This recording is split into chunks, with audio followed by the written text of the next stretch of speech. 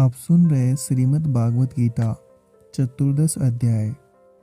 इस अध्याय में सत्व, रज और तम इन तीनों गुणों के स्वरूप का, उनके कार्य, कारण और शक्ति का तथा वे किस प्रकार किस अवस्था में जीवात्मा को कैसे बंधन में डालते हैं और किस प्रकार इनसे छूटकर मनुष्य परम पद को प्राप्त हो सकता है तथा इन तीनों गुणों से अतीत होकर परमात्मा को प्राप्त मनुष्यों के क्या लक्षण हैं, इन्हीं त्रिगुण संबंधी बातों का विवेचन किया गया है।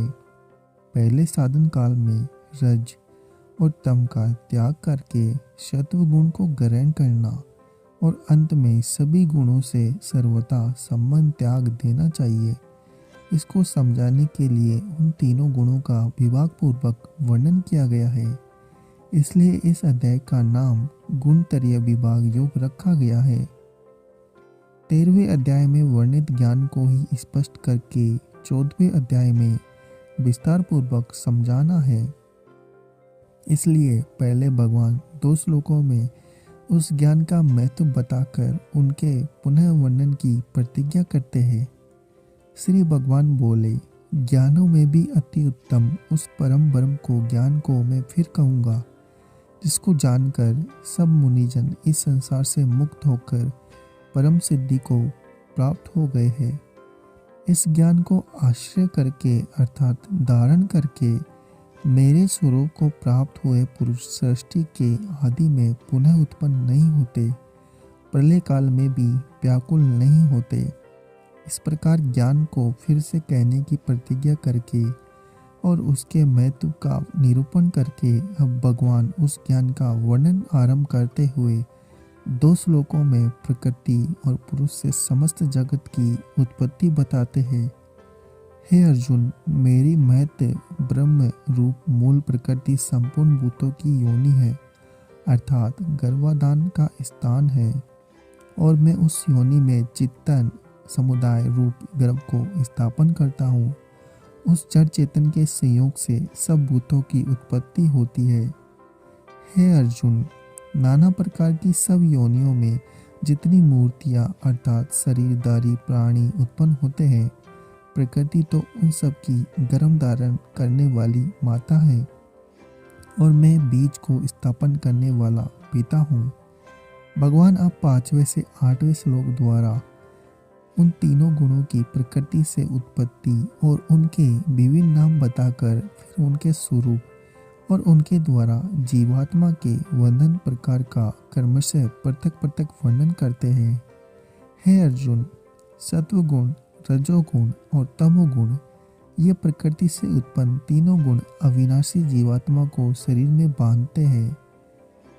अब सत्वगुण का स्वरूप और उसके द्वारा जीवात्मा के बांधे जाने का प्रकार बताते हैं। हे निष्पाप, उन तीनों गुणों में सत्वगुण तो निर्मल होने के कारण प्रकाश करने वाला और विकार रहित है। वह सुख के संबंध से और ज्ञान के संबंध से अर्थात उसके अभिमान से बांधता है। अब रजोगुण का स्वरूप और उसके द्वारा जीवात्मा को बांधे जाने का प्रकार बताते हैं। हे अर्जुन, राग रूप रजोगुण को कामना और आसक्ति से उत्पन्न जान। वह इस जीवात्मा को कर्मों के और उनके फल के संबंध से बांधता है। अब तमोगुण स्वरूप और उसके द्वारा जीवात्मा के बांधे जाने का प्रकार बताते हैं।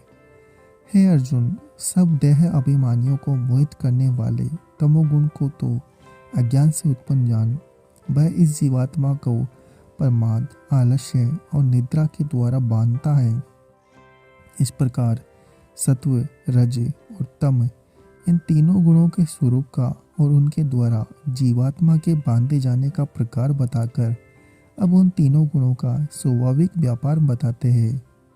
हे अर्जुन, सत्वगुण सुख में लगाता है और रजोगुण कर्म में तथा तमोगुण तो ज्ञान को ढककर प्रमाद में भी लगाता है।